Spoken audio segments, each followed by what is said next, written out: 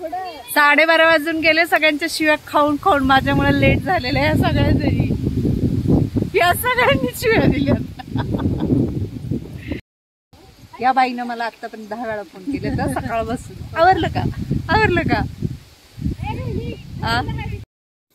तर व्हिडिओ बघून बाई तुम्हाला कळलंच असेल. आम्ही सगळे वटपौर्णिमा वडाला पूजायला चाललोय. हाच नवरा पाहिजे आणि 1 नाही 2 नाही 7 जन्म पाहिजे म्हणून आम्ही सगळ्या नटून बिटून चाललोय वडाला पूजायला बघा.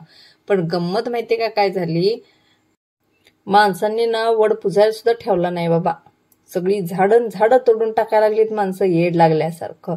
आम्ही आपला आदल्या दिवशी शोधून ठेवला होता. त्या आमच्या भाऊजींच्या रानात तिथं हाय वडाचं झाड, तिथं सगळ्यांनी जायचं ठरवलं. त्यात माझ्यामुळं ना सगळ्यांना उशीर झाला होता. माझं काय रोजच बघा चालतं आपली गडबड आणि मग ह्या सगळ्या जणी माझी वाट बघत केव्हाच्या थांबल्या होत्या.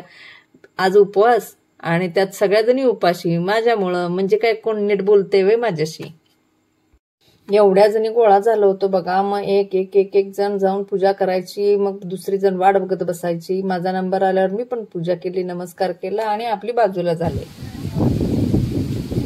पूजा करून झाल्यावर बघा मग सगळ्यांनी दोरे बांधायला सुरुवात केली झाडाला. आणि दोरे बांधल्यावर मग फेरे घ्यायचे होते. 7 फेरे.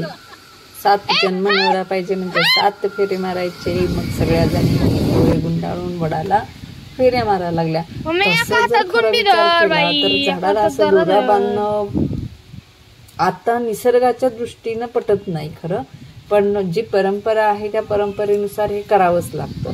नंतर मग 2-3 दिवसानंतर जाऊन कुणीतरी दोरे काढायचं असं ठरलेलंच असतं बघा.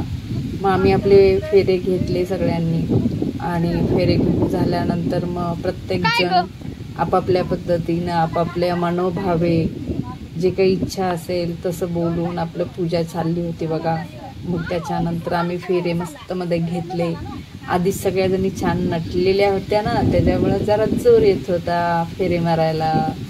मग फेरे मारून कंटाळा यायला लागला बघा सगळ्यांना. कारण झाड होतं छोटंसं, फेरे मारायचं म्हणजे ते तिथल्या तिथंच फिरावं लागत होतं.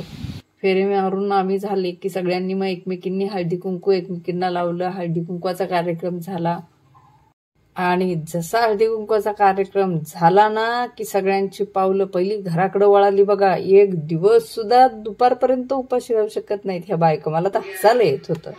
आणि जेवण बिवण केल्यावर मग मी असा घेतलेला सेल्फी.